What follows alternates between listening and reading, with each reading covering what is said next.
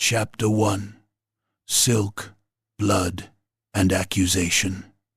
The dead woman hung like an offering from her own devotions. The chamber had been built for prayer, though in Nagaroth prayer and murder had always shared the same architecture. Its walls were black stone polished to a mirror sheen, veined faintly with pale minerals that caught the witchlight and made the whole room seem wet.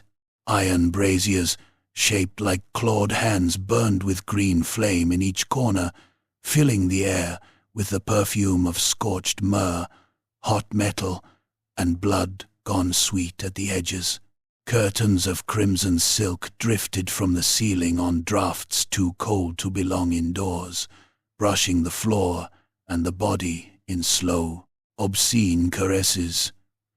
Lady Isolde Vrain had been suspended above the altar by chains looped under her arms and through the lacquered lattice behind her. Someone had arranged her with care. Her head lolled at an angle no living neck could keep, dark hair spilling over one shoulder in a glossy torrent, jewels still woven into the braids. Her throat had been opened from ear to ear, not hacked, opened. The cut was so clean it looked at first like a second mouth, broad and glistening and red-black, its lips made of severed flesh. Blood had sheeted down her body and dried in layered trails over the silver scales of her gown. It had run between her fingers, into the seams of the altar, across the polished floor, in ribbons that had turned tacky and black where the cold had bitten them. A bridal veil of translucent white silk had been pinned over her face. Someone had painted her hands after death. The fingers were spread, palms outward, each nail lacquered a fresh arterial red. Between the thumbs and forefingers, written in blood now browned at the edges, was a temple invocation in an old form of the Druchii script, the curling characters elegant as knife blades. Khaine takes the willing bride. Vaelira Sorn stood 3 paces from the corpse and let the room speak before she did. Noblemen always rushed to fill silence with orders, priestesses with omens, soldiers with threats. An assassin who wanted to live learned to listen first. Behind her, Dreadlord Sereth Vrain could not contain himself. "This is drive work," he said for the 4th time, voice low and raw, the words grinding together like stones. "This stinks of them." He stood in partial armor, as though he had dressed in haste and then remembered dignity halfway through. One shoulder was sheathed in scaled black steel chased with silver runes. The other was draped in fur as white as frost. His face might once have been handsome in the hard Druchii way, but resentment had sharpened it into something leaner and uglier. Rage had made the skin around his eyes shine. He kept looking at the body, and then away from it, as though every glance forced him to remember that this had been done not to some servant or disposable concubine, but to his wife in his own tower, beneath his own banners. A half-circle of retainers and house guards lined the chamber wall behind him, helmets under their arms, their expressions dutifully savage. One old steward had gone the color of old wax. A handmaiden knelt by the door shaking soundlessly, her mouth open but giving out no words. 2 household sorceresses murmured to one another in whispers too faint to catch. Everyone smelled of fear beneath their perfumes. Vaelira crouched beside the altar. Blood had splashed across the floor in a fan. Some droplets were round and neat. Others had struck at speed and burst in long tails. The first pattern suggested the killing blow had happened here. The second said there had been movement after. A struggle, perhaps, or staging. She reached out and touched one trail with the back of a gloved finger. Still tacky in the center. Not long dead, A few hours at most. The chamber was cold enough to preserve freshness, colder than it should have been. Her gaze drifted to the nearest brazier. Green witch fire licked above the black coals, steady and smokeless. Heat radiated from it, but there was an unnatural chill under that warmth, as if some draught crawled out from beneath the floorstones themselves. "Who found her?" she asked. The handmaiden by the door jolted like a whipped animal. Sereth flicked 2 fingers toward her without looking. "Lethira. She came to prepare the chamber at dawn." Velira rose and crossed the blood-slick stone. The handmaiden's eyes darted to the corpse, then dropped at once. "You came alone?" "Yes, mistress." The girl's voice shook. "I opened the shrine, saw the lady, and called the guards. Did you touch anything?" "No." "Did anyone?" "No, mistress. The Lord commanded the room sealed." Sereth made a noise of impatience. "The token?" he said. "Show her the token." One of the guards stepped forward and opened a cloth bundle with the solemnity of a priest unveiling relics. Inside lay a signet medallion of black iron, stamped with the coiled hydra of House Dreyev. The room tightened around it. Even the braziers seemed to lean closer. Sereth's mouth bent into a grim parody of satisfaction. Dropped beneath the altar. My guards found it at once. Velira did not touch the medallion. She merely looked. It was too obvious, too immaculate. No blood in the engraving. No smear, no scuff, no trace of hurried handling. It had been placed where it would be found, not lost where it had fallen. She turned away from the token and studied the corpse again. Isolde's gown had been slit open at the abdomen, exposing pale flesh marked with thin ritual cuts. 5 lines over the navel, 3 over the sternum, 1 over each eyelid beneath the veil. Temple marks, or meant to resemble them. There was a rose-colored bruise on the left wrist where someone had gripped too hard. Another under the jaw. The dead woman's right index fingernail had split to the quick, and there was a dark scrap beneath it. Velira leaned in. Cloth, not silk, some heavier weave, oil-treated. Possibly a sleeve. Possibly the remnant of someone who thought they had staged perfection. She took a narrow hook blade from her belt and lifted the veil an inch. Isolde's face had been painted, not lovingly, not cleanly. The lips were smeared black, the cheeks dusted with pale ash, the lids marked with crimson crescents. Her expression beneath it all was one of naked surprise. Whatever she had expected to die of in Nagaroth, and everyone expected to die of something she had not expected it in her own shrine. At arm's reach from the idol she had paid so much to placate, Velira dropped the veil. "Who had access to this room?" she asked. "Her attendants, her private priestess, myself." Serath's jaw hardened, and household guards posted outside. No signs of entry. The locks were unbroken. Velira looked to the doors. Black oak ribbed in iron, bar withdrawn, hinges silent and old. She walked the perimeter of the chamber, fingers skimming along stone seams and silk hangings. No hidden panel showed itself, though that meant little. Drukei masons built secrets into walls, the way other races built windows. The idol of Khaine loomed over the altar, carved from a single block of obsidian. It had no face, only a helm of angular blades and a body shaped from overlapping knives. Fresh blood had been poured into the basin at its feet. Lady Isolde's, perhaps, or someone else's. The basin held a cluster of half-burnt candles that should have been ivory but were not. They were faintly grey, almost pearlescent in the green light, and gave off a sweet, greasy scent when they burned. Temple tallow, Violira thought. Not something a noble household bought for private use. Too coarse, too sanctified, too strongly associated with sacrificial liturgies.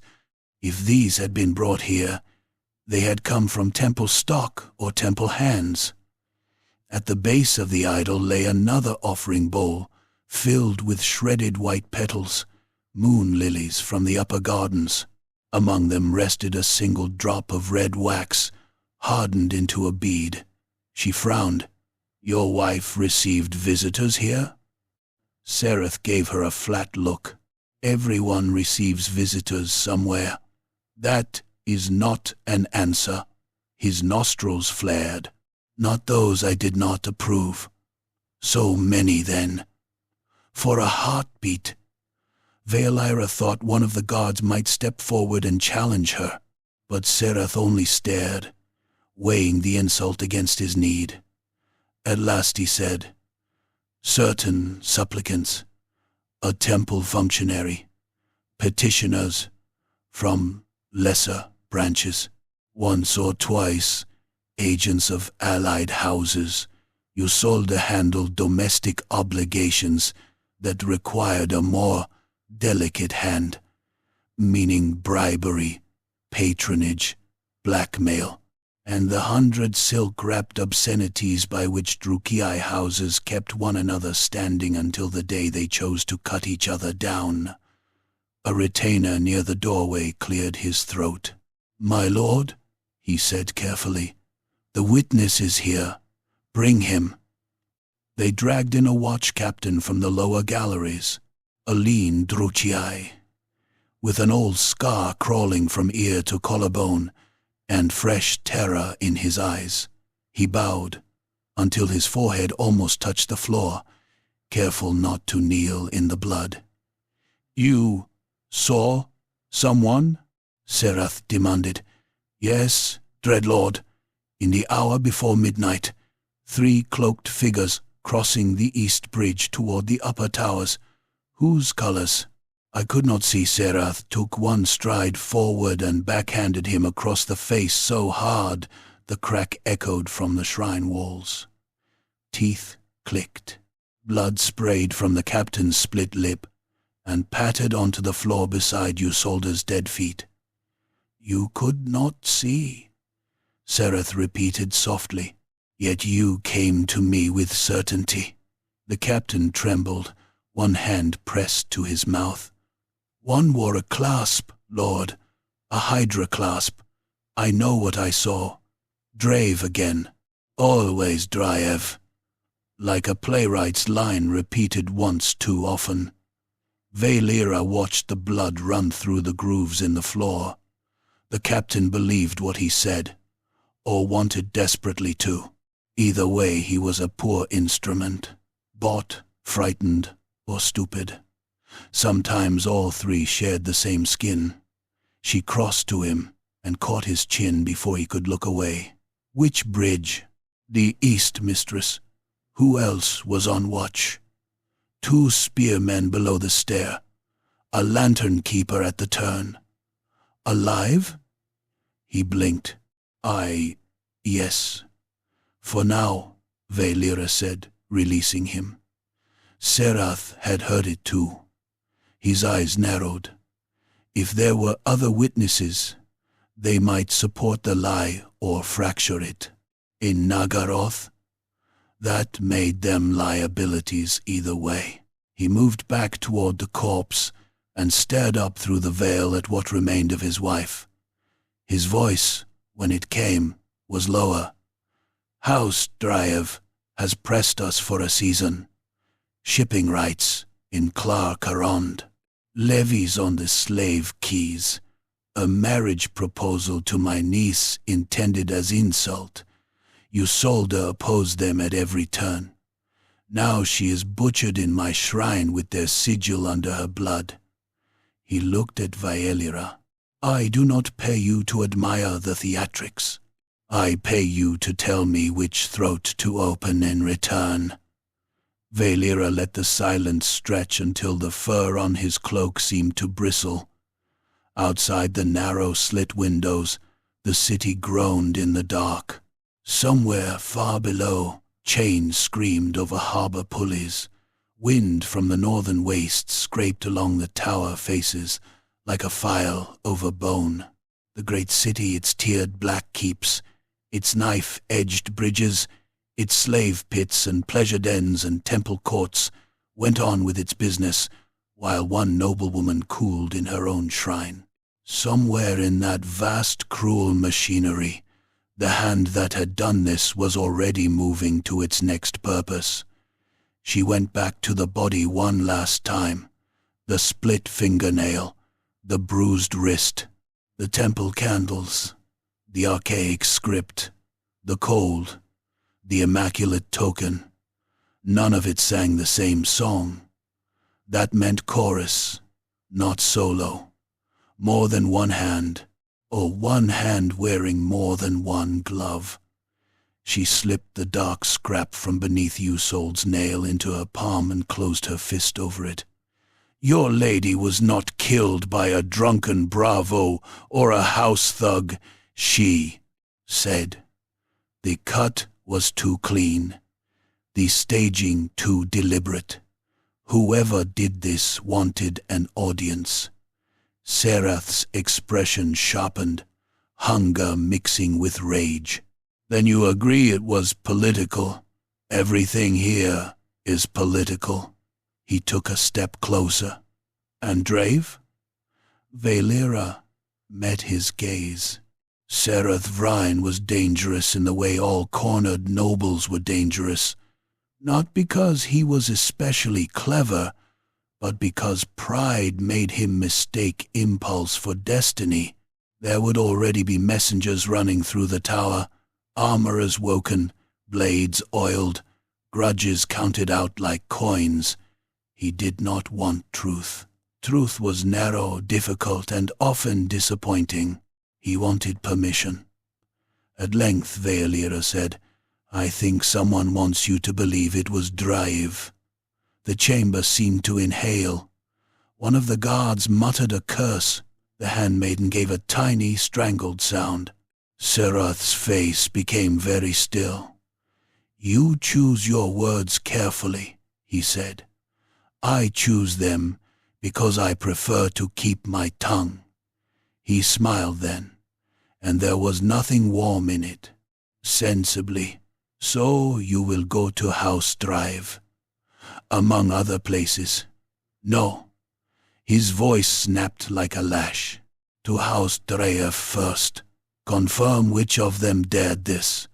Learn who bought the temple paint and the pretty veil, if that pleases you. But bring me a name from that kennel. There it was. Not an order to find the truth, an order to shape it."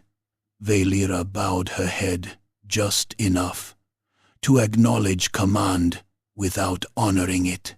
"As you wish, Dreadlord." Serath turned to his captains. "Seal the east bridge.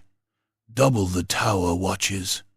No one leaves the household quarter without my seal. I want every known Drave factor, courier, parasite, and bedslave in chains before dusk. If they resist, cut them down." The captain struck fists to breastplates and barked assent. The shrine erupted into motion. Orders flew. The steward stumbled away to obey. Guards thundered from the chamber. The handmaiden began to sob at last, quietly and helplessly, like someone trying not to offend the dead with noise. In the confusion, Valera slid toward the door, already arranging her next steps with the cool, invisible precision of a blade being drawn in darkness. She had almost reached the threshold when one of the younger guards rushed in from the outer corridor, helmet under his arm, chest heaving. "My lord," he gasped. "A message." Sereth rounded on him. From whom? The guard swallowed. His face had the grey tinge of a man who had seen something that did not fit inside him properly. From the lower market ward. One of your informants was found in an alley behind the spice terraces. He hesitated. He was still alive for a little while. Sereth's eyes narrowed. And the guard looked, just once, at Lady Isolde hanging over the altar before forcing the words out. He wore a bridal veil, Lord, nailed to his face. For the first time that morning, Valera smiled. It was a thin, unpleasant expression, all edge and no humor. The killer was moving quickly. Good. Speed bred mistakes, and arrogance bred theater. Anyone bold enough to strike twice before dawn wanted fear to travel ahead of them like a herald. She stepped out into the corridor before Sereth could speak again. The tower beyond the shrine was a maze of black arches and torchlit galleries, all of it cold enough to sting the lungs. Slaves flattened themselves against the walls as she passed. Somewhere below, bells had begun to toll, slow and heavy, calling the household to grief, to arms, or to both. Valera drew up her hood and descended into the dark. Behind her, in the shrine, Lady Isolde Vrain hung in her chains before the god of murder, veiled like a bride and smiling forever with her opened throat. Ahead, the city waited with its 1,000 knives out. Chapter 2. Knives beneath the altar. The lower wards of the city were where faith put on its working clothes. Above, in the high keeps and hanging galleries, murder wore silk and lacquer and the perfumes of imported gardens. Down here it stank of tallow smoke, old blood, lamp oil, fish brine from the harbor wind, and the hot metal tang of forge-worked chains. The temple district crouched between the noble terraces and the slave pits like a spider in a crack between stones, old, patient, and full of poisonous little mouths. Valera moved through it under a hood, the color of soot, her hands hidden in a pilgrim's wrap and a cheap devotional chain at her throat. The disguise was deliberately poor. In Naggaroth, only the rich wished to be seen as rich. Everyone else survived by looking too mean to rob and too insignificant to remember. The alleyways around the lesser shrines steamed with gutter runoff and slaughterhouse wash. Thin rivulets of pink water trickled past worn steps cut with the runes of Khaine. Brass bowls full of smoking resin burned before shrine doors. Priestesses' servants hurried by carrying covered basins that dripped from beneath their lids. A pair of executioners in temple livery stood under an archway sharpening hooked blades on a stone wheel, sparks licking across their scarred forearms, while they talked about the price of poison as casually as sailors might discuss weather.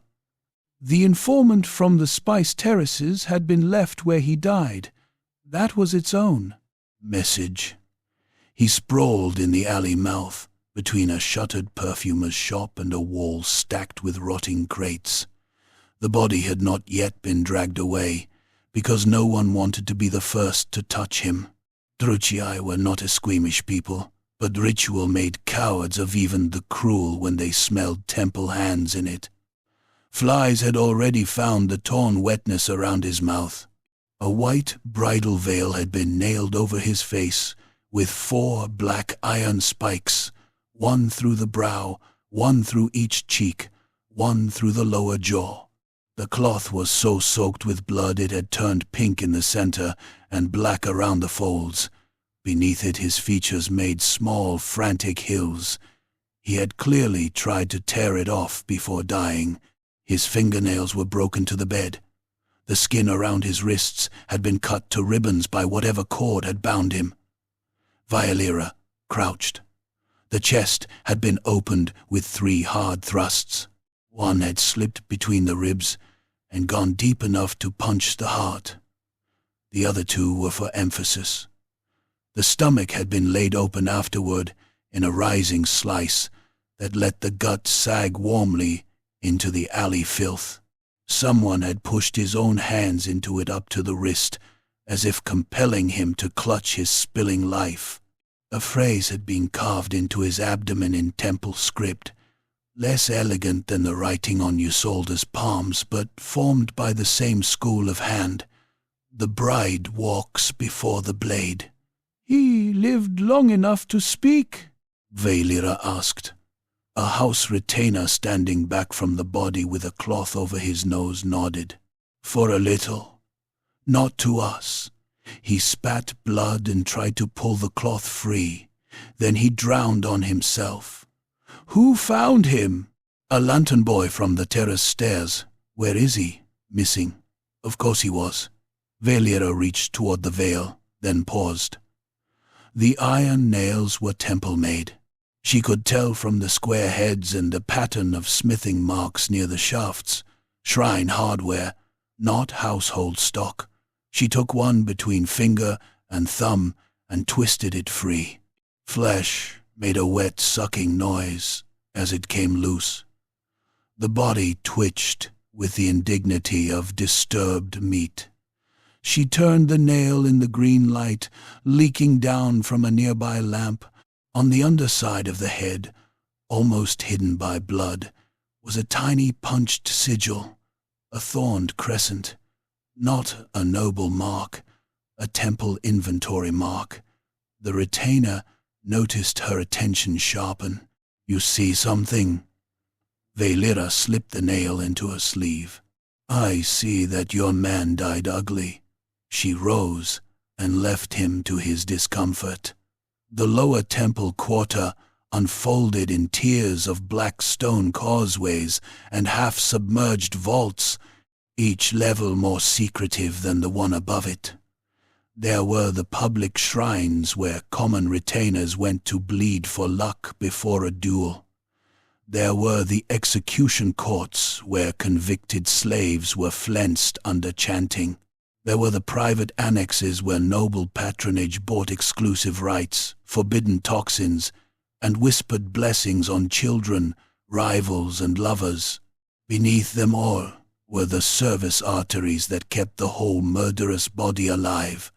Tallow chambers, scriptoria, poison kitchens, dormitories, archive vaults, laundries, where ceremonial robes were scrubbed free of blood, as if blood were something one could ever truly wash from cloth.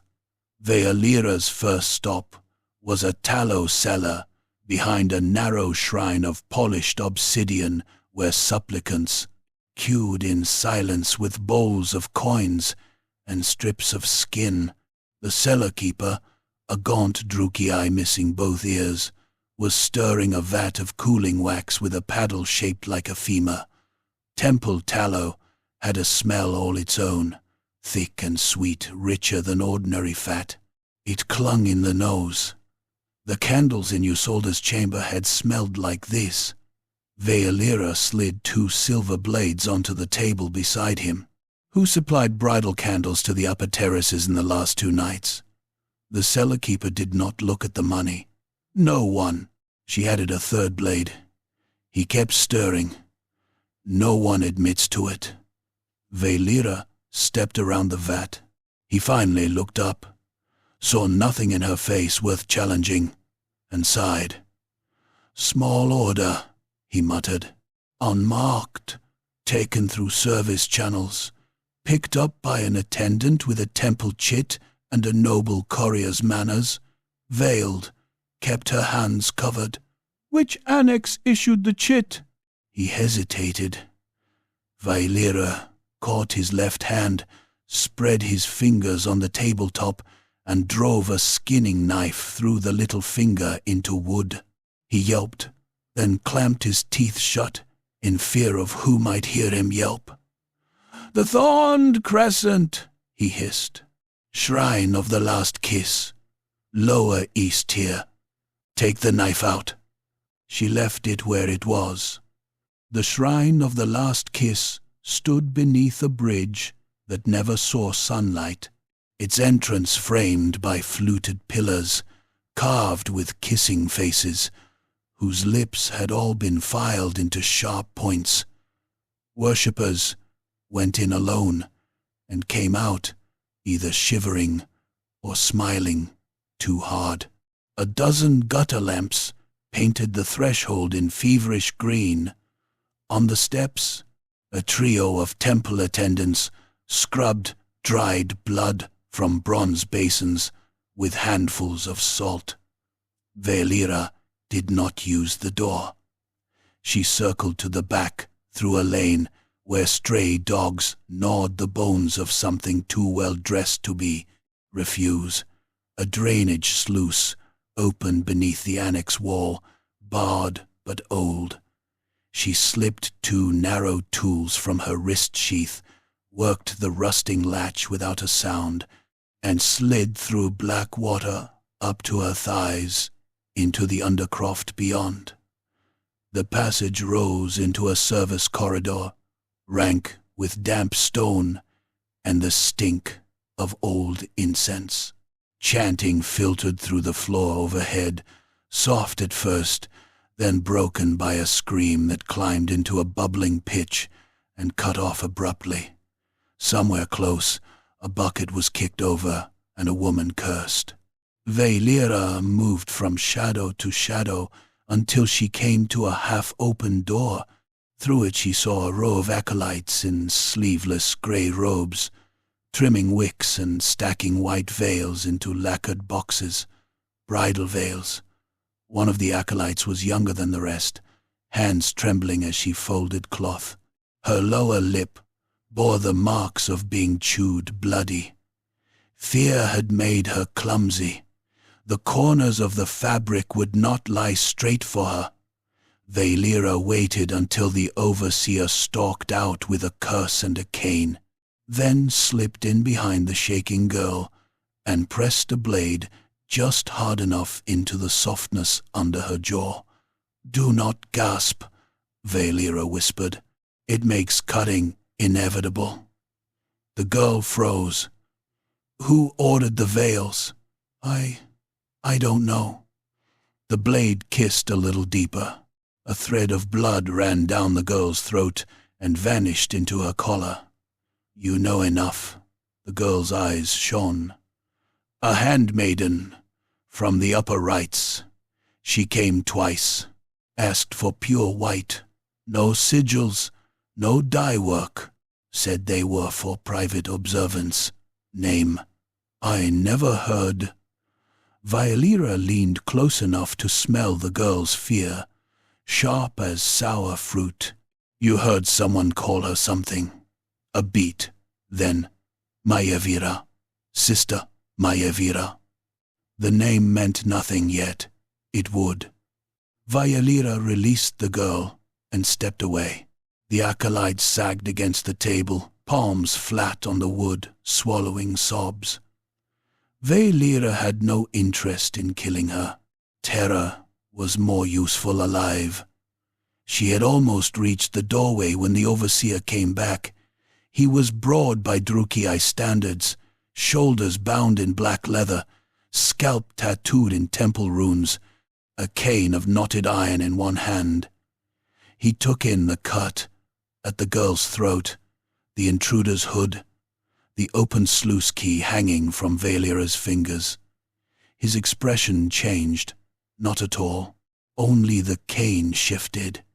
Then he lunged. The first blow whistled for her temple.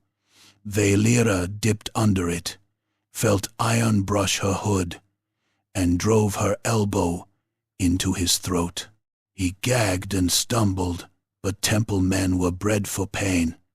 He swung the cane again in a brutal backhand that split the edge of a work table and showered them both in stacked veils. White cloth burst around them like startled birds. Vaelira slid on silk and caught herself on one palm.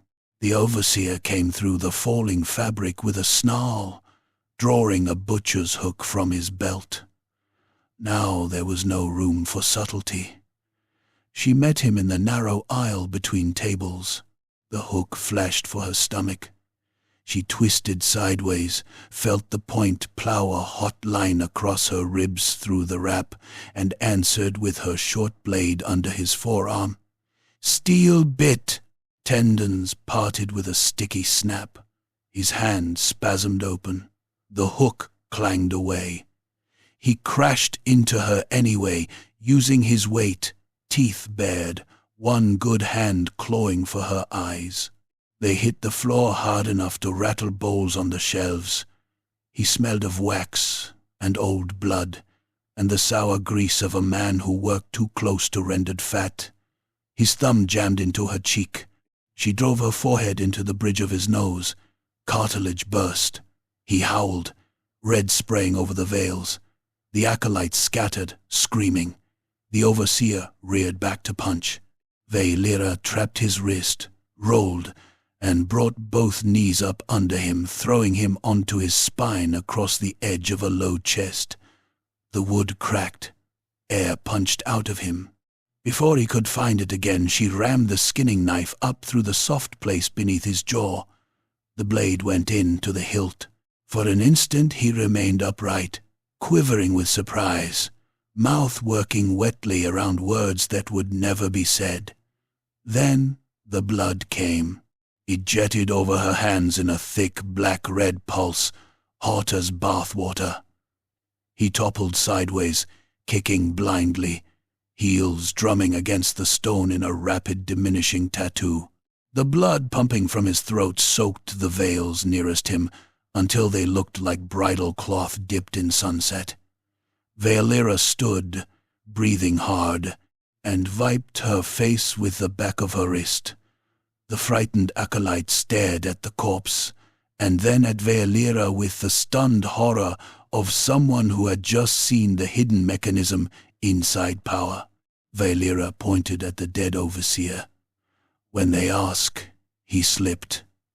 Then she was gone. By the time she found Sister Mevira, the city above had already started bleeding in earnest. House Vrain soldiers had seized 2 Drave factors near the Iron Market. Drave guards had answered by pinning a Vrain courier to a warehouse gate with javelins. Retaliation rippled outward with the speed of lit oil. On the bridge roads, armed retainers moved in clusters behind house colors. Merchant shutters slammed closed. Slave gangs were driven indoors with clubs and curses. The first bodies of the morning hung from parapets by noon. Maevira was hiding in a lamp house above a disused shrine court, curled behind stacked oil jars with a knife she clearly did not know how to use. She was slight for a Druchii woman, almost delicate, until one noticed the bad skin around her nails from constant picking and the feverish intelligence in her eyes. Temple gray still clung to her, though she had tried to disguise herself under a dockside cloak.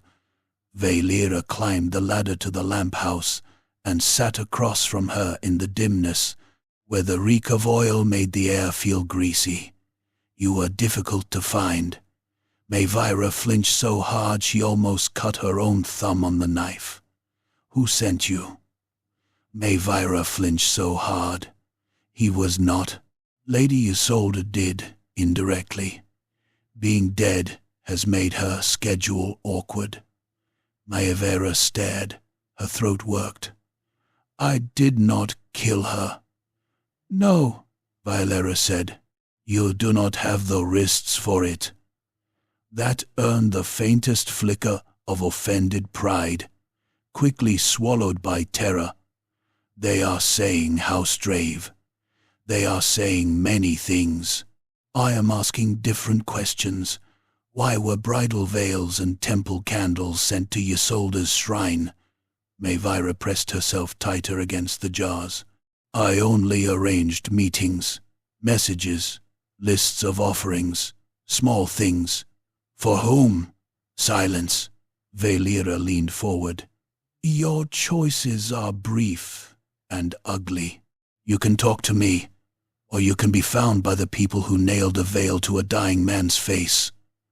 I will hurt you, if I must. They will worship while doing it. That broke her. Words came in a rush. Isolde had been paying for access private rites, poison consultations, introductions to priestesses who mattered, and priestesses who should have mattered but did not. She had been buying influence inside the temple, not out of devotion but out of fear. There had been factions, rival patronage webs, quiet condemnations disguised as piety. Some wanted more noble gold. Others wanted noble houses, reminded that temples did not need their gold to open throats. Recently, a senior hand, Maevira, refused to name it, had begun gathering names, debts, indiscretions. Purity, she whispered, laughing once in a sharp, broken way. That is the word they used, purity, in this city.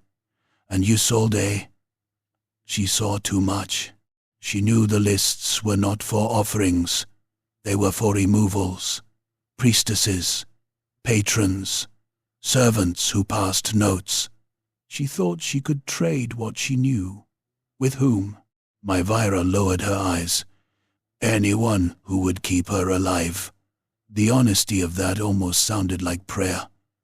A shout rose from the street below.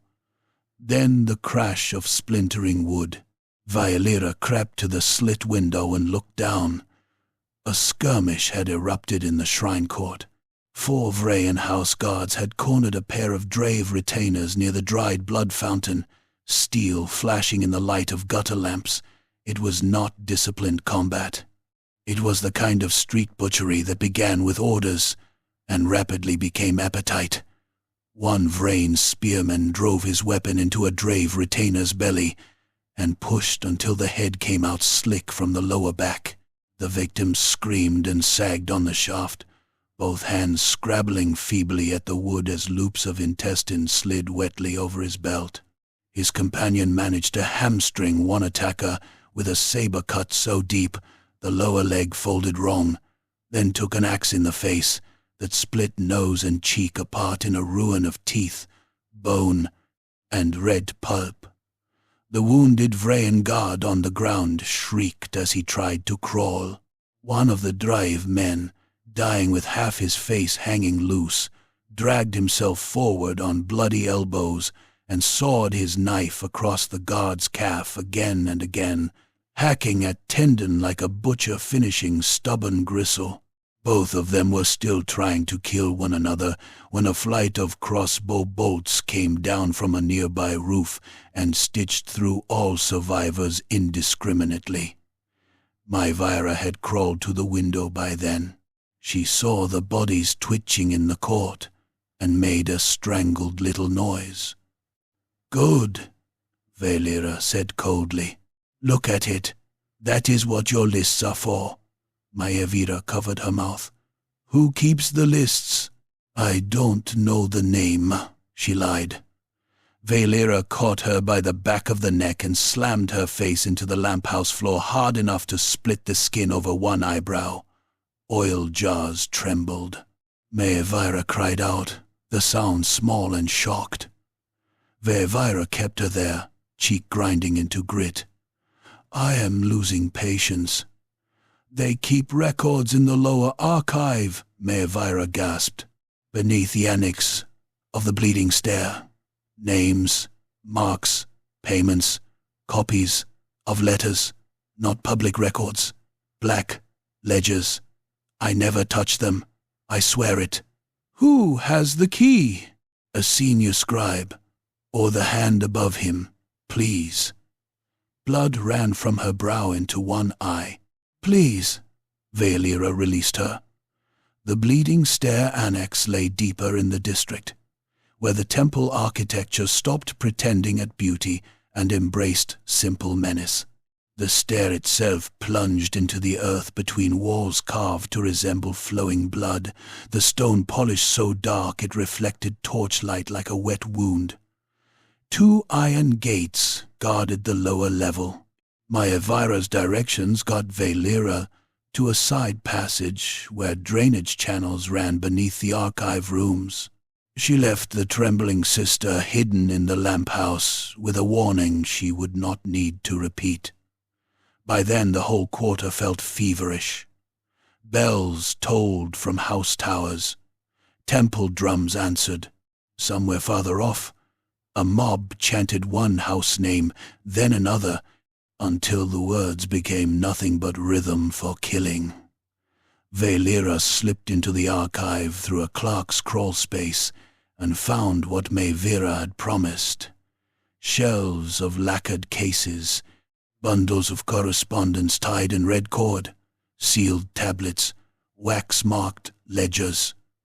The air was bone-dry and tasted of parchment dust and old secrets.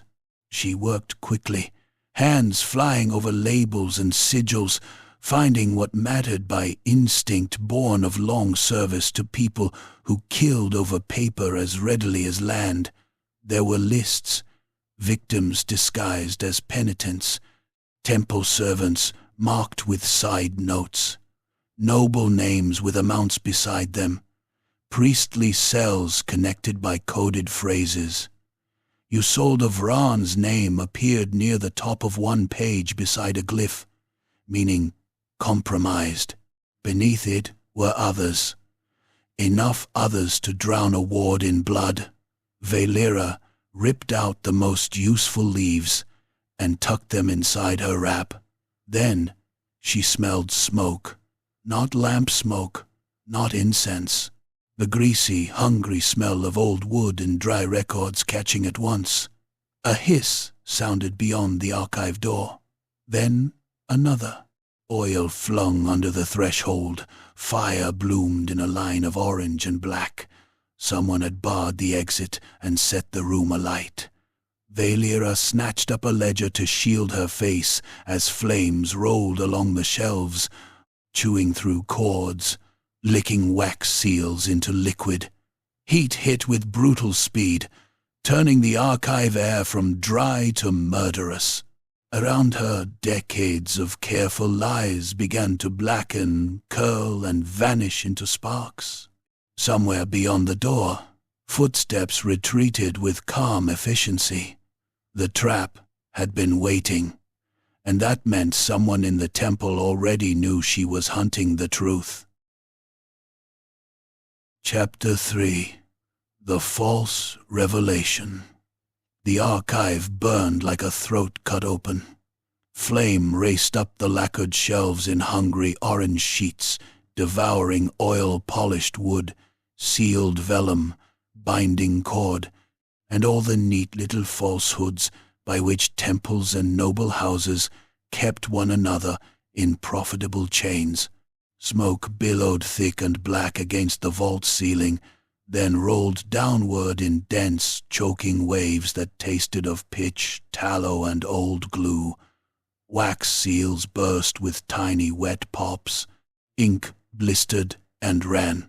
Pages curled inward on themselves as if trying to hide from the heat, before blackening to lace and then to nothing. Valera wrapped one arm over her mouth and nose and drove her shoulder into the barred door. It did not move. The impact shuddered through her ribs, where the overseer's hook had laid her open in the veil room. Pain flared bright and immediate, hot enough to sharpen her temper. She stepped back, kicked a low record chest apart, and rifled through the wreckage while sparks began to rain around her. Reed pens, tally counters, an iron stylus, clay seals, nothing with weight enough to smash the hinges cleanly. The flames leapt to the nearest shelf behind her with a dry, eager roar. Heat hammered her spine. The air was thinning already. Breathing felt like dragging knives into her lungs. She spun and ran for the drainage crawl space she had used to enter. The gap was barely wider than her shoulders, framed by black stone slick with centuries of damp. Firelight chased her shadow along the floor as she dropped to one knee and shoved the stolen ledger leaves inside her wrap, tight against the skin of her stomach. Then she flattened and began to worm herself into the hole feet first, boots scraping, elbows grinding against stone. Behind her, a beam cracked. It came down in a torrent of sparks and flaming splinters, smashing across the floor where she had been standing a heartbeat before. One burning shard landed against the back of her calf. Cloth smoldered. She hissed and kicked until it came loose, then shoved harder, shoulders bunching. Stone grated skin from her knuckles. Her right hip jammed in the narrowest part. For one vicious instant she was stuck. Smoke filled the crawl space in a black gush. The heat pressing in from the archive behind her felt alive, like some furnace-breathed beast forcing its muzzle into the hole. Valera sucked a ragged breath, tasted cinder, and exhaled all the air from her chest. On the emptying of it, she twisted one shoulder, peeled skin, felt fabric tear, and slid free with a wet scrape. She dropped 2 body lengths into the drainage run below, landing in shin-deep black water that splashed foully up her legs and almost pitched her face first into the channel wall.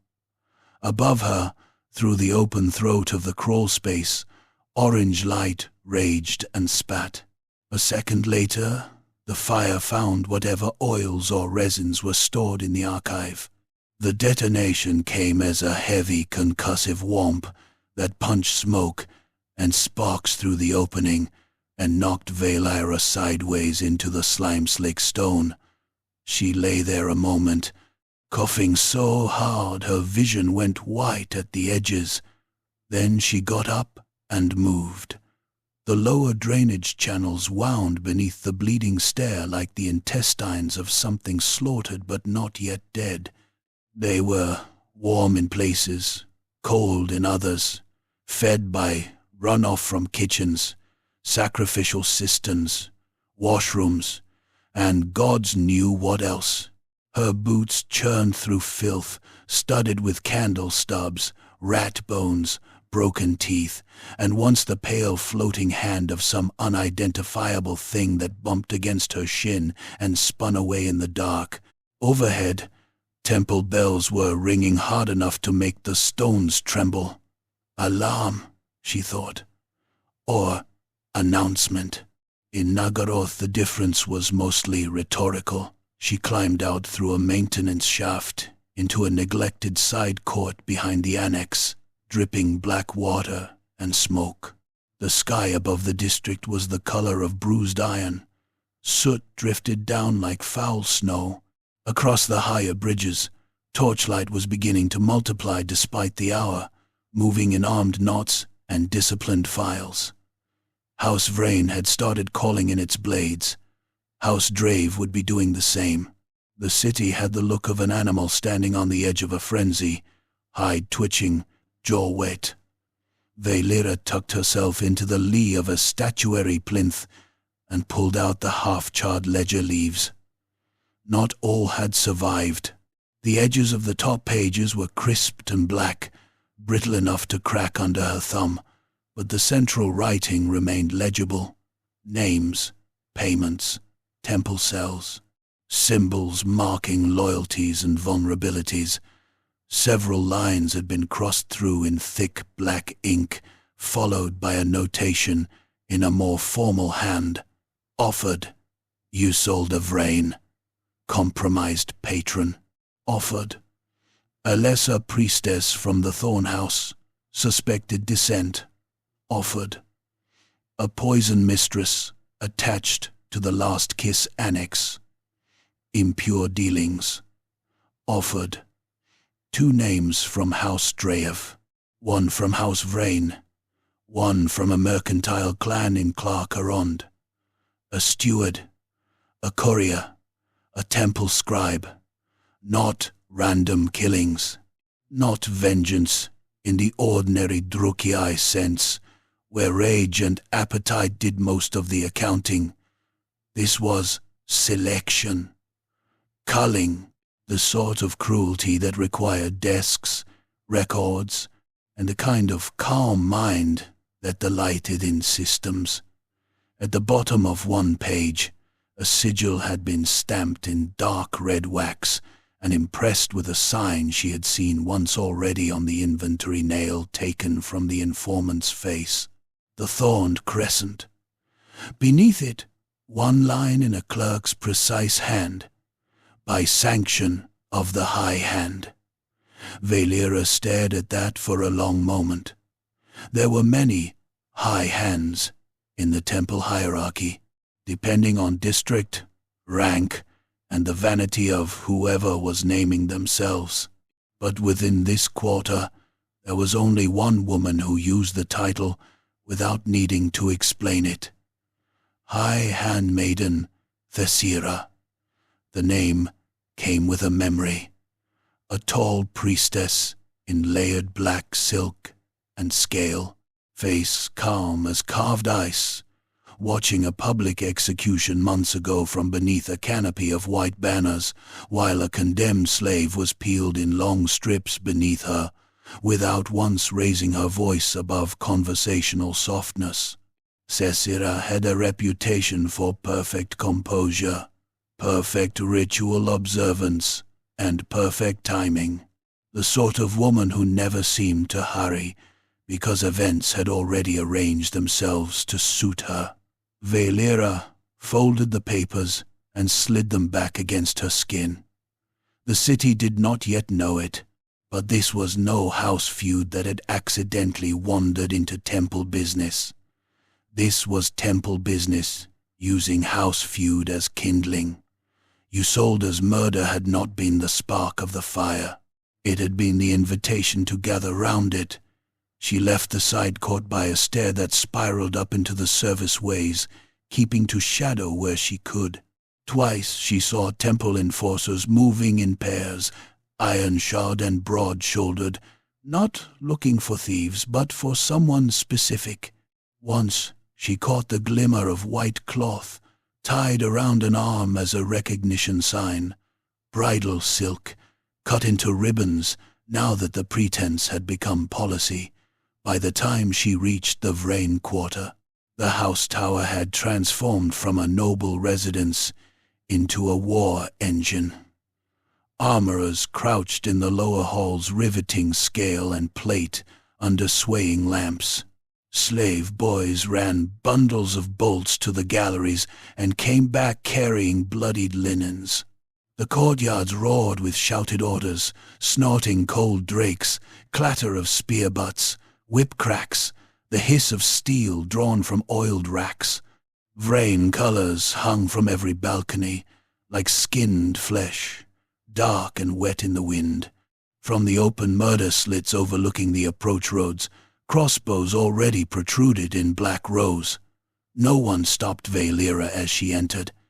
That was the advantage of being known as necessary. Servants saw her and looked away.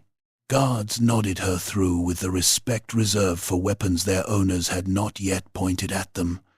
She found Sereth in the strategy chamber above the eastern bridgeway. It was a narrow room built more for intimidation than thought, with windows like arrow slits and a long black table carved from one slab of obsidian. Lamps burned low over a spread of district maps stabbed through with ivory pins. 3 captains stood around the table in partial armor. One of them had blood on his cheek, not his own. Another held a sealed dispatch case, still dripping rainwater or gore. Sereth himself stood at the head of the table, with both hands planted on the stone, his expression bright with the cruel concentration of a man finally allowed to behave as he most wishes. He looked up as she entered. His first glance took in the smoke-staining torn wrap, scorched hair, and soot on her throat. His second went to her eyes. "You look disappointed," he said. "Did Dryev burn the evidence before you could put a name to it?" Valera shut the door behind her. Your wife's murder was arranged through temple channels. One of the captains snorted. Sereth did not. The signet under her altar says otherwise. The signet under her altar says someone wanted an idiot to start a war. The captain who had snorted stiffened as if slapped. Sereth's mouth twitched, not quite in amusement. "Careful," he said. Vaelira stepped to the table and laid the charred ledger leaves on the obsidian between the map weights. The captains leaned in. Sereth's gaze flicked over the names, the notations, the thorned crescent mark. These came from a hidden archive under the Bleeding Stair Annex. It was set on fire while I was inside. Your wife is not the only target, nor are the victims all yours. Temple functionaries, priestesses, patrons, couriers, a list of removals. Planned, organized, sanctioned, Sereth read in silence. His face gave away almost nothing, but a nerve in his jaw pulsed once. "Forged," said one of the captains at once. "Dreev gold can buy any scribe." Then Dreev forged the temple inventory marks on the nails used to fix veils to faces, bribed a cellar keeper to lie, and burned a private archive merely to support their fiction. Vaelira looked at him. "That is either impressive or stupid. You may choose." The captain's hand moved toward his sword. Sereth lifted one finger. The hand stopped. He read to the bottom, where the notation concerning the high hand lay like a dark joke in clerk's ink. When he finally spoke, it was with unnerving mildness. "Thysaira. Yes, she has sat at my table. She has sat at many." One of the other captains, older and less eager, frowned at the papers. "Why kill Isolde?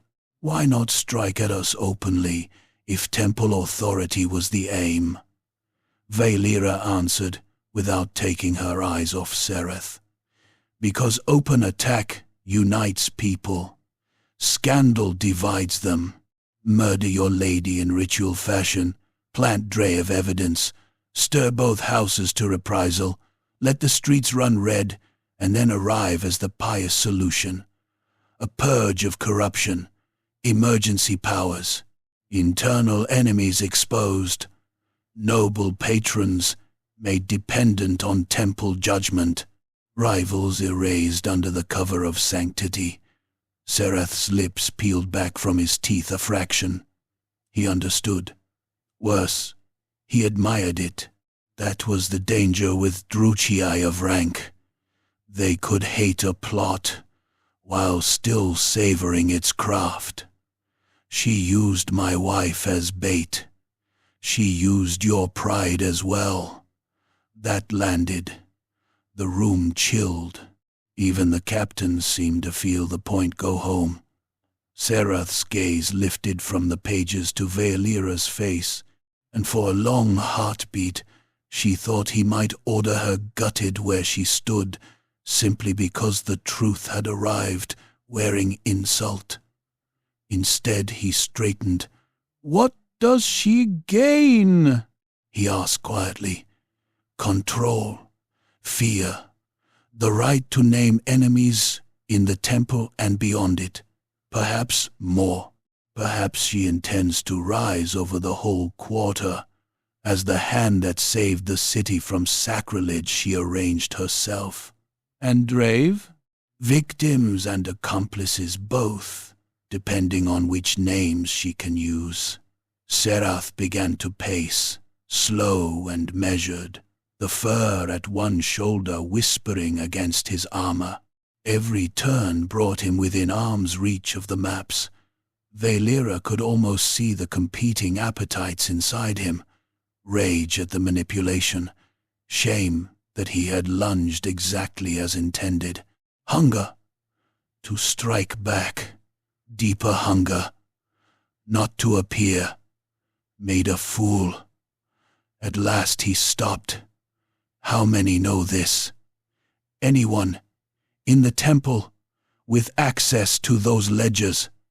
Me, the lesser sister who led me there, if she lives.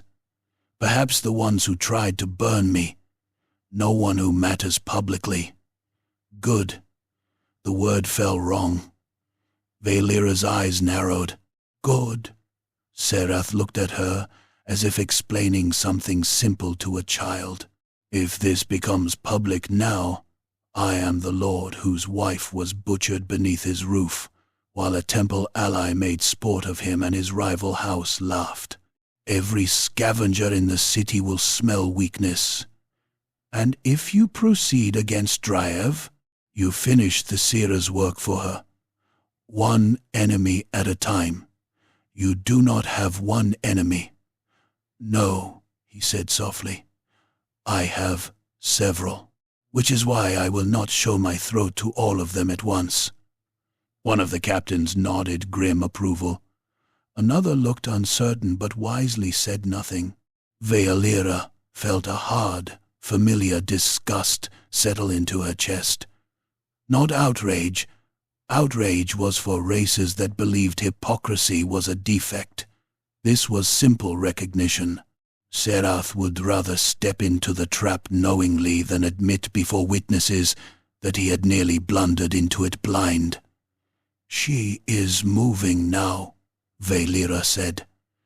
The archive fire proves it. The list proves it. Every hour you spend trading blood with Dryev makes her stronger.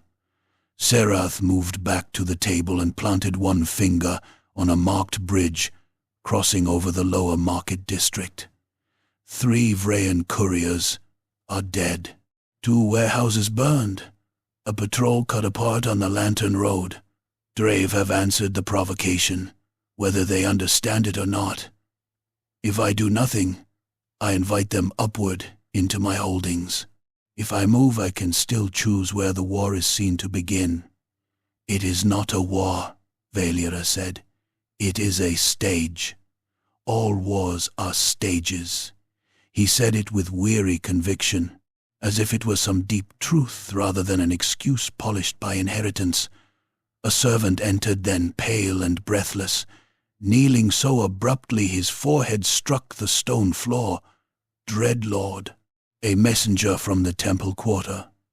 Speak. The high handmaiden Thesira requests audience at moonrise. She offers prayers for the Lady Isolde and temple support in identifying the blasphemers responsible. For one blazing instant, the room became almost comical in its cruelty.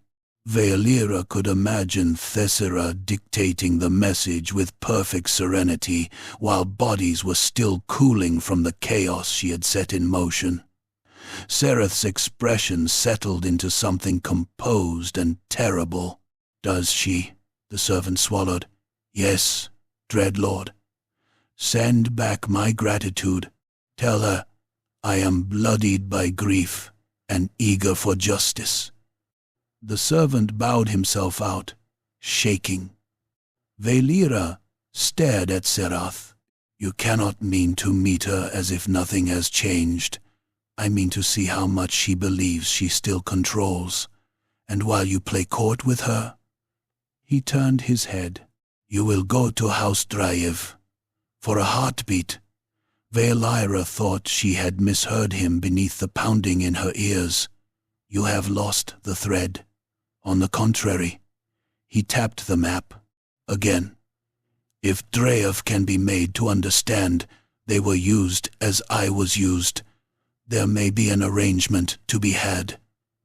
A pause, a narrowing of the blade, but I will not approach them openly while Thesira watches. I will not invite either rival to scent my uncertainty. Uncertainty, Valera said. That is a graceful name for terror.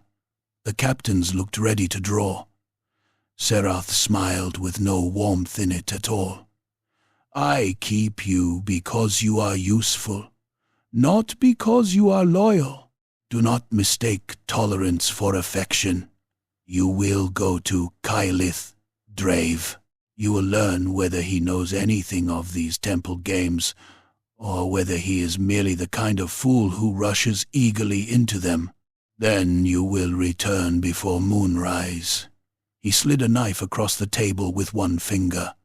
It was Yusol's personal blade, narrow and jeweled, now cleaned of her blood so thoroughly it seemed almost insulting.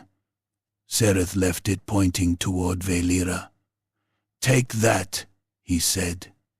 "If Kylith speaks wisely, show him whose knife it was.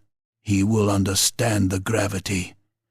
If he speaks poorly, put it in him, and spare me the trouble of deciding later." Valera picked up the knife. The hilt was warm from the room and fit her hand too well.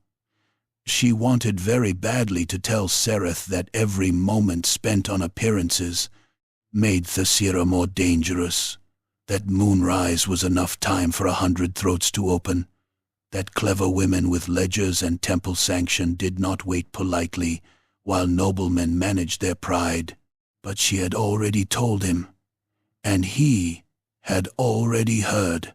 Further honesty would be redundant, so she gave him the only thing he had truly asked for. "I will go."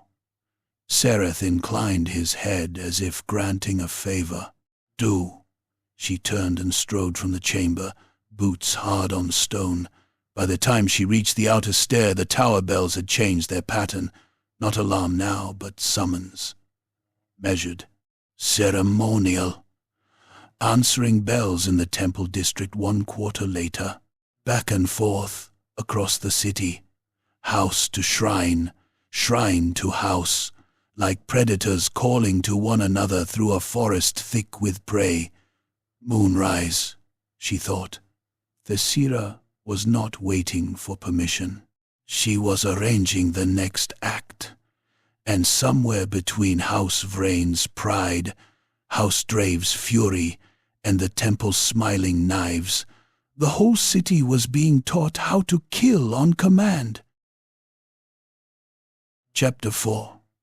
The Bride Unmasked. Moonrise in the city did not soften anything. It merely silvered the ugliness. The black towers of the Drukei quarter rose like broken teeth against a sky of iron and thin cloud, their edges glazed in witchlight and cold moonshine, until every battlement looked sharp enough to open skin. Between them, the bridges of Nagaroth hung over the abyss in layered arches of obsidian and chain, swaying almost imperceptibly in the wind that came screaming down from the northern dark. Fires burned all across the city now. Not great infernos yet. Not the total, consuming madness that swallowed districts whole, but the smaller, more intimate blazes that marked revenge. A merchant's warehouse torched in an alley, a watch post put to the brand, a slave dormitory lit because someone's master wore the wrong sigil. Smoke lay between the towers like strips of black silk. Valera crossed it all at a run. Kylith Drave had listened to her for exactly as long as it took to realize the trap had not been his. Then his amusement had curdled into murderous fury. He was every inch the kind of Drukei princeling she had expected, beautiful in the predatory way of a dueling serpent. Armor chased in blue-black enamel, hair bound with silver rings, smile cruel enough to seem hereditary. But unlike Serath Vrain, he had not needed 3 repetitions of the truth before understanding how badly he had been played. That did not make him trustworthy. It made him insulted. He had dismissed half his guards, sworn to flay whichever temple hand had planted his house token in Yusolda's shrine, and then asked whether Sereth meant to bargain or posture. Valera had given him Yusolda's knife, and told him there was no time for either. At moonrise, the seer would move. Whether the noble houses bled each other dry afterward was their concern. If they wished to see the hand gripping the knife before it buried itself, they had one chance left. Khaine had laughed once at that, a short, mean sound. Then he had called for his armor. Now the city was answering the temple bells. They rang not in alarm but in proclamation, deep, measured, ritual notes that rolled from shrine to shrine, annex to annex, tower to tower. Each strike seemed to settle into the bones of the place. The bells told the quarter that judgment was about to be rendered, that sacrilege had been identified, that blood and authority were about to become the same thing in public. Temple crowds were already gathering along the lower causeways, drawn by devotion, appetite, terror, and the ancient Druchii certainty that if something spectacularly cruel was about to happen, one ought to stand close enough to enjoy the spray. The grand rite was set to be held in the Court of the Bleeding Steps. It was an old execution court beneath the oldest temple terrace, broad enough to hold a crowd and steep enough to make blood run visibly. From the altar, dais down 12 polished stairs to the drainage grates below. The architects had understood theater. Black colonnades hemmed the place in on 3 sides. On the 4th, a processional bridge approached from the noble quarter so that those with rank could arrive above the common bodies already crammed in the lower court. Behind the altar rose an enormous idol of Khaine, worked in obsidian and tarnished silver, faceless save for a crown of blades, each edge bright in the moonlight. Hundreds of braziers burned around it, their green flames shivering in the wind and bathing the whole court in a corpse-colored glow. By the time Vailira reached the upper galleries overlooking the steps, the court below was already thick with bodies. Temple attendants moved through the press carrying censers that exhaled narcotic smoke. Hooded executioners stood in ceremonial ranks along the stair edges, polyaxes grounded, bare arms painted in blood-black spirals. Acolytes in grey chanted from the lower landings, their voices rising and falling with insect precision. Noble delegations occupied the higher galleries under their own banners, each cluster glaring at the others over masks of grief or fury. House Vrain had come in force, so had House Dryev. So had 3 other lesser houses, who had scented advantage and did not care from which corpse it was carved. Serath Vrain stood on the east gallery in full war harness, his cloak furred white and his face as hard as quarried stone. Khaine Dryev took the west, helm under one arm, smiling his thin, poisonous smile at no one in particular. Each had brought enough guards to turn reverence into battle at a word. Between them the temple kept a careful buffer of priestesses and black-robed attendants. It was the sort of arrangement that only appeared orderly if one ignored the number of loaded crossbows half hidden beneath ceremonial cloth. Vailira found Maevira crouched behind a carved parapet near the processional bridge, pale as old wax, and shaking so badly her teeth clicked. "You came," Maevira whispered. "You are alive. Try to preserve the novelty." Maevira looked down at the court and swallowed. "There are more of them than I thought. There always are." The lesser sister had wrapped herself in a plain dark cloak, but there was no disguising the temple in her bearing. Fear had bent her, but not erased the years of obedience. Her split brow from the lamp house still showed angry red under a smear of salve. "You will speak when the moment comes," Vailira said. Maevira stared at her. "They will kill me." Yes. The honesty of it seemed almost to steady her. She closed her eyes for a heartbeat, and then nodded once, tiny and miserable. A drum sounded below. Then another. The chant ceased. High handmaiden Thesira entered the court like a blade being drawn. She came down the central processional, in layered black silks, banded with silver scales that whispered against one another as she moved. Her attendants were all in white veils, white gloves, white sandals, already stained at the hems from crossing blood-wet stone. Thesira herself wore no veil. She did not need one. Her face was bare and perfect in the green firelight, beautiful in the inhumanly composed way some venomous things were beautiful. Her hair, black as ravens' wings, had been bound high and pinned with silver knives. Around her throat lay a collar of linked obsidian blades, so fine it seemed impossible to wear without bleeding, yet her skin was untouched.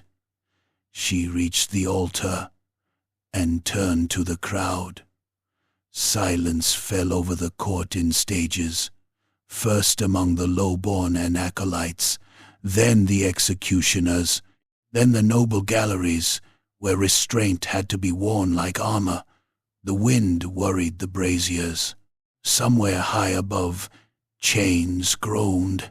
Thesira raised one hand. "Children of Nagaroth," she said. Her voice was not loud, but the court took it the way an open wound takes salt.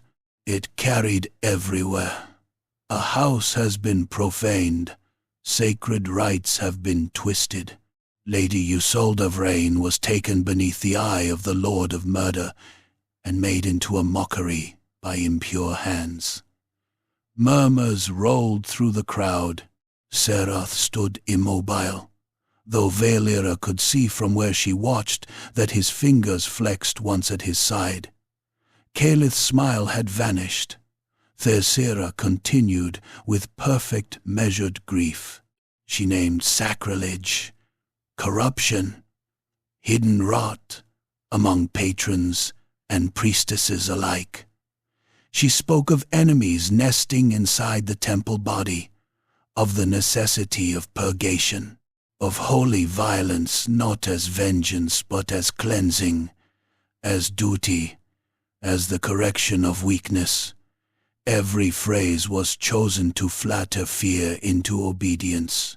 Every pause left room for the audience to imagine themselves righteous while someone else screamed. Then the attendants brought out the first prisoners, 5 of them, hooded and bound at wrist and neck with silver chain. One wore temple gray. One wore the colors of a minor noble household. One was little more than a clerk by the look of his thin shoulders. Another stumbled with a stiff, wide-legged gait of someone already wounded in the groin. The 5th kept trying to speak through his gag until an executioner struck the back of his knees with a poleaxe haft and dropped him face first to the stone hard enough to crack teeth. "Witness," Thesira said, "those whom inquiry has identified as tainted by the bride's blasphemy." Valera felt Maevira's breath snag beside her. It was beginning exactly as she had feared. Public condemnation first, blood next. Once it started, any name Thesira chose to add could be washed downstream with the rest. Thesira gestured. One of the white-robed attendants stepped forward carrying a lacquered box. Inside lay a bridal veil. The crowd made a sound then, low and eager, part horror and part delight. The veil was lowered onto the first prisoner's head. The cloth clung instantly to the wetness of his breath. He began to thrash. 2 executioners held him upright, while a third produced black iron spikes and a small silver hammer. The first nail went through cloth and cheek with a damp crunch. The prisoner screamed into the veil. It turned pink at once. The second spike punched through brow into bone. The third took the jaw. By then the man was making only bubbling animal noises, body jerking against the chains while blood pattered down his chest in bright little streams. The executioner set the hammer aside, drew a long ceremonial knife, and opened the prisoner from sternum to navel in one hard descending pull. The scream stopped halfway through because the cut had taken breath with it. Entrails bulged and spilled warm into the executioner's waiting hand. He lifted them like a priest raising garlands. The body convulsed, knees drumming the stone, blood pouring over the top step to run in fine branching threads down the polished stair. The crowd roared approval. Valera watched Thessera's face. No pleasure showed there, no excitement, only serene possession. She looked less like a woman watching murder and more like a sculptor checking the alignment of a chisel stroke. That calm was what made her monstrous. The second prisoner was dragged forward, then the third. Valera seized Maevira by the arm. "Now!" Maevira balked. "I cannot."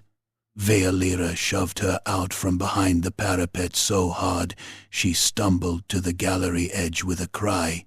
Heads turned. The movement was enough. Valera stepped up beside her and drew one of the black-headed nails taken from the informant's corpse, holding it high so the green fire caught the thorned crescent stamped beneath the head. "Ask your high hand who ordered the bridal inventory released," she shouted. Her voice cut across the drums, and across the chanting, across the wet applause of the crowd below. It carried farther than she expected. People heard. More importantly, Thessera heard. The high handmaiden looked up. For the first time that night, surprise touched her face. It lasted less than a blink. But Valera saw it, saw the instant calculation that followed. Maevira, pale and shaking, clutched the parapet and screamed down into the court. The lists were hers! The black ledgers, the marks, the offerings, Isolde knew. She knew and tried to bargain.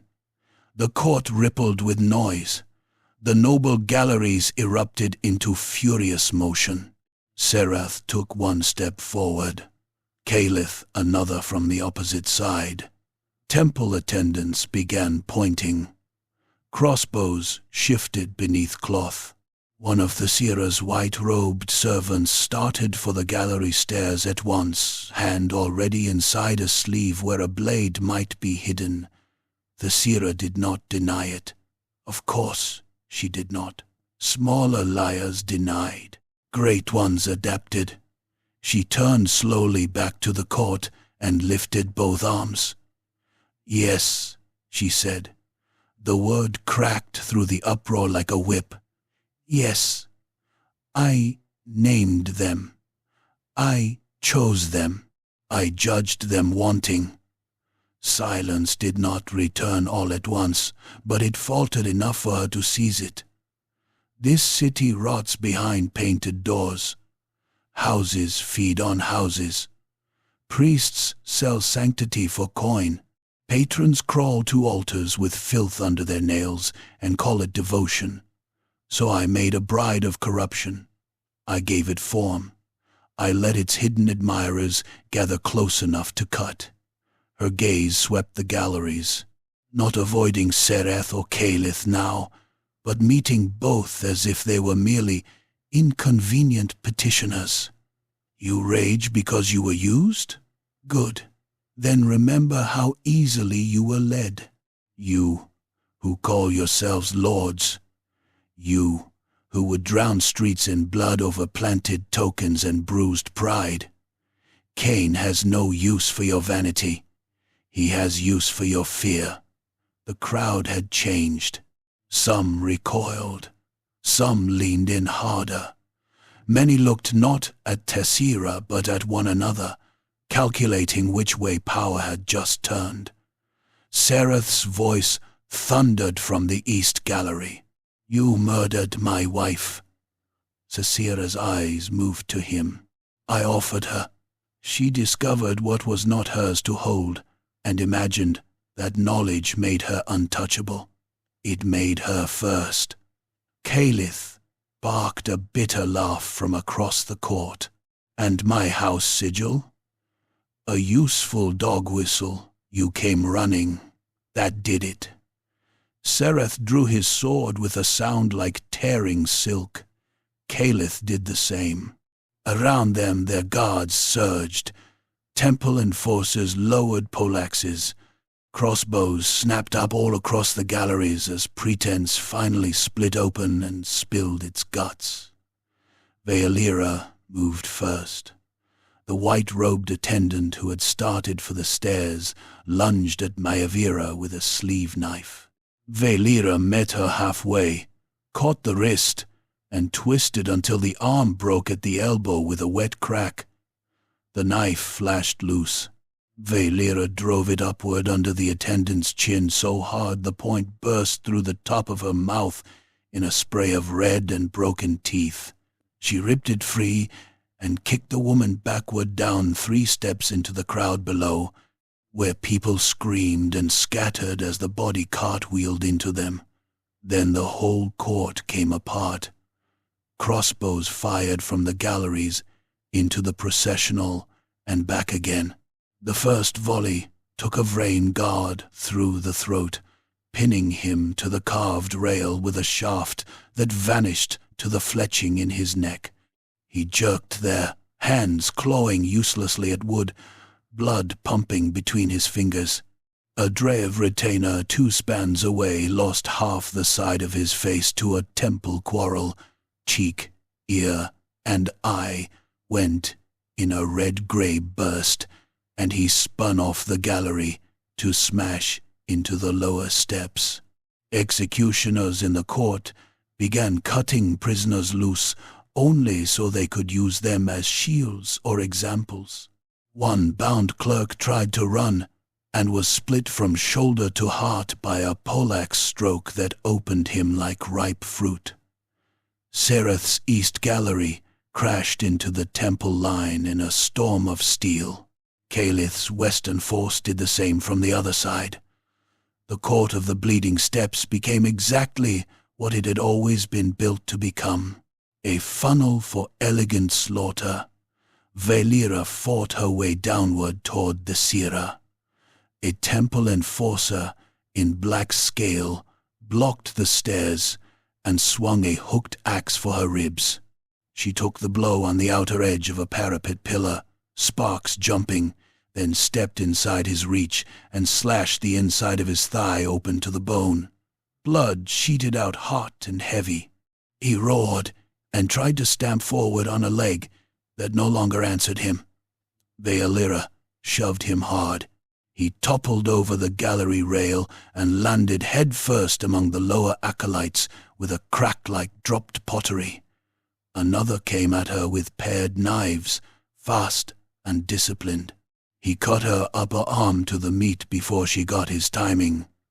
She felt the skin part, felt heat flood down to her elbow, and answered by ramming Usold's jeweled blade into the soft notch above his breastbone. The tip ground through cartilage and sank into whatever prayer he had left. He folded against her, shuddering, breath wet in her ear. She tore the knife free and let him slide away. Ahead, on the altar dais, Tessira had not retreated. While chaos boiled around her, she moved with ghastly calm among her attendants, directing them with gestures precise as scripture. A wounded executioner knelt before her, clutching his opened belly, intestines spilling between his fingers in blue-grey ropes, and she ignored him completely. One of her white-robed devotees raised a bow toward Serath's gallery. Thesira took the weapon herself, sighted once, and loosed.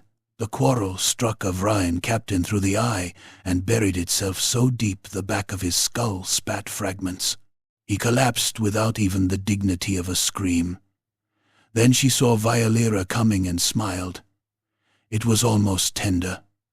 They met on the blood-slick stone above the 5th step. Thesira drew no grand ceremonial blade.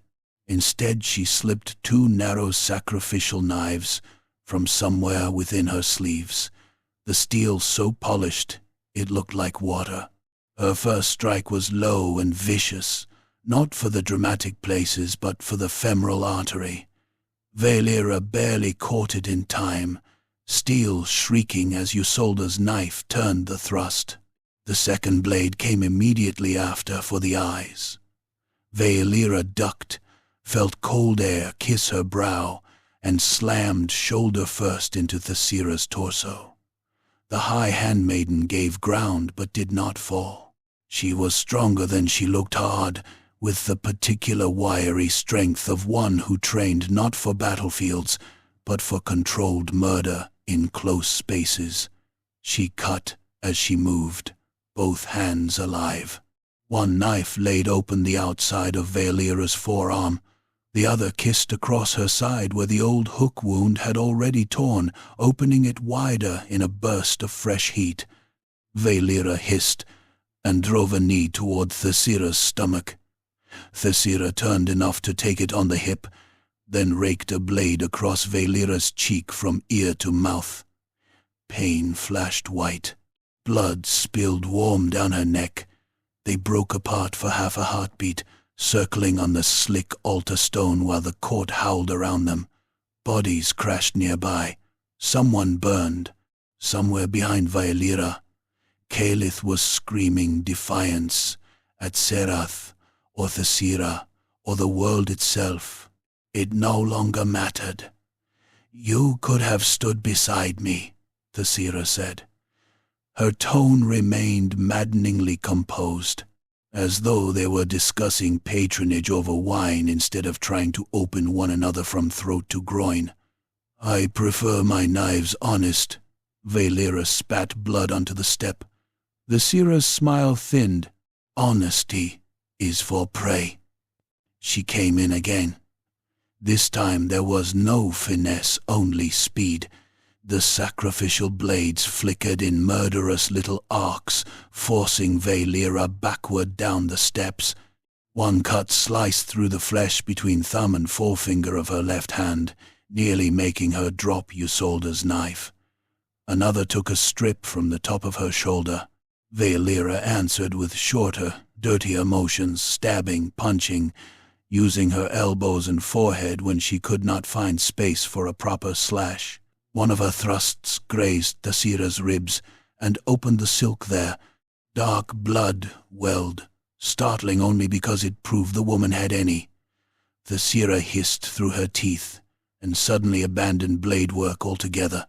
She seized Violira by the torn cheek and drove her face first into the edge of the altar. Stone smashed teeth loose in Violira's mouth. Light exploded behind her eyes. She tasted blood, enamel, and the copper stink of sacrificial runoff already pooled on the altar top. Thesira bore down from behind, trying to pin her across the stone and cut the back of her neck in one clean offering stroke. Violira jammed one boot backward and caught Thesira's shin. Not enough to free herself, enough to shift the angle. The descending knife punched into her shoulder instead of the spine, sinking deep. Agony lanced down her arm. She screamed, and in the same breath grabbed a handful of the blood on the altar and flung it backward into Thesira's eyes. It was not elegant. It was not noble. It worked. Thesira recoiled instinctively, blinking blood and ash from her vision.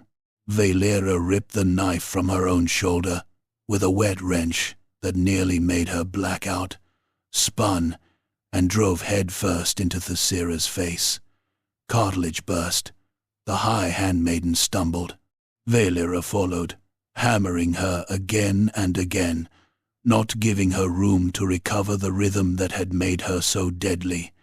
Isolde's jeweled knife flashed once, twice. One slash opened the seer's forearm to white tendon.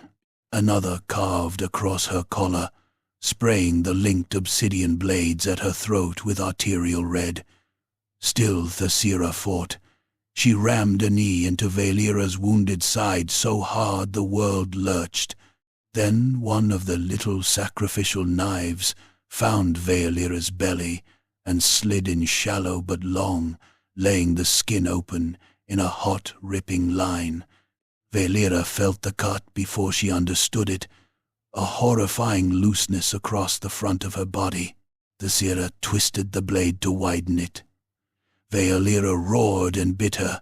She bit straight through the soft flesh at the base of the seer's thumb until blood flooded her mouth and the knife dropped from numbed fingers.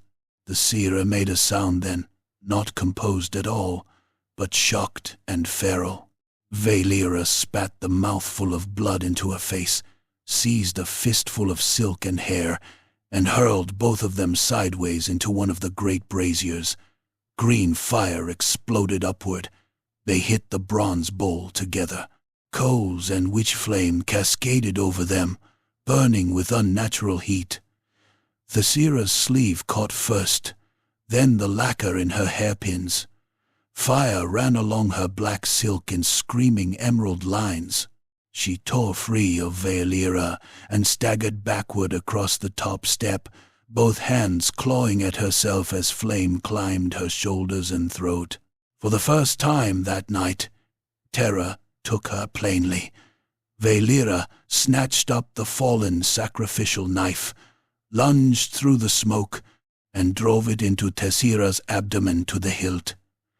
The impact folded the high handmaiden over the blade.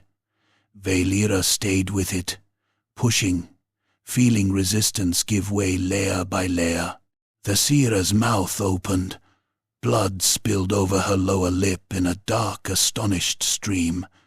Valera ripped the knife sideways, opening her belly in a brutal, wet seam. Heat and viscera spilled out over both their hands. The seer dropped to her knees. Fire still ate at her robes.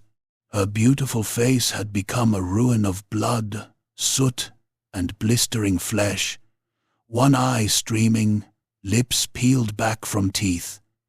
Yet even then there was something proud in the way she lifted her head, as if this too might be turned into ritual, into meaning, into control.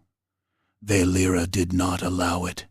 She took hold of the obsidian blade collar at the seer's throat, dragged her to the lip of the altar, and slammed her face down onto the top step. Once, twice. On the third impact, bone gave. On the fourth, the body stopped fighting in any purposeful way. Valera let go only when Tessira's blood was running freely down the bleeding steps with all the others. For a moment she could hear nothing but her own ragged breath. Then the wider battle came back. House guards still hacked at one another in knots across the court. Temple attendants fled or died beneath pursuing blades.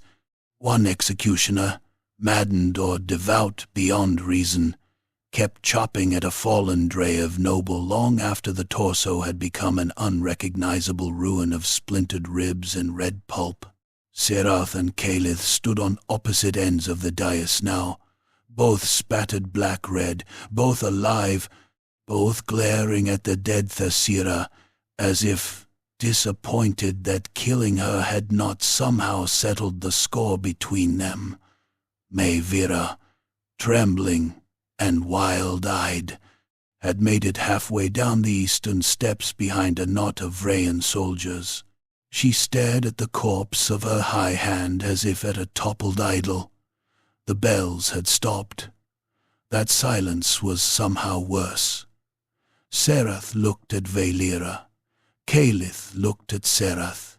Around them, Men and women who had come expecting a sanctioned purge found themselves standing in the wreckage of a scandal no one could admit in its true shape without admitting their own gullibility and complicity with it. Already Vealira could see the next layer forming in their eyes. Not truth, never truth, spin, division, selective memory, the careful trimming of events until only the useful savagery remained. The Seerah was dead. The machine she had built was not. Vealira swayed where she stood, blood dripping from fingertips, shoulder, cheek, side, belly. Every cut throbbed with its own private pulse. The court smelled of opened bodies, burnt silk, hot bronze, incense, voided bowels, and the thick mineral sweetness of too much blood on cold stone. No one thanked her. No one would. By dawn the temples would say a rogue priestess had overreached in private fanaticism. House Frayne would say Usold was avenged. House Drave would say they had exposed a fraud. Lesser houses would say whatever allowed them to change sides without appearing to have moved. The dead prisoners on the steps would still be dead. The streets would still run for a while. The names on the ledgers, not yet crossed out, would be inherited by new hands, repurposed, sold, or sharpened for another season. That was Nagaroth. That was victory. Vealira pulled Usold's knife from where it had fallen near the altar and wiped it once on the burned hem of the Seerah's robe. Then she turned from the corpse, from the noble lords, from the choking smoke and butchered sanctity of the bleeding steps, and walked down through the blood toward the waking dark of the city. Behind her, attendants who had hidden well enough to survive were already gathering the white veils from the dead.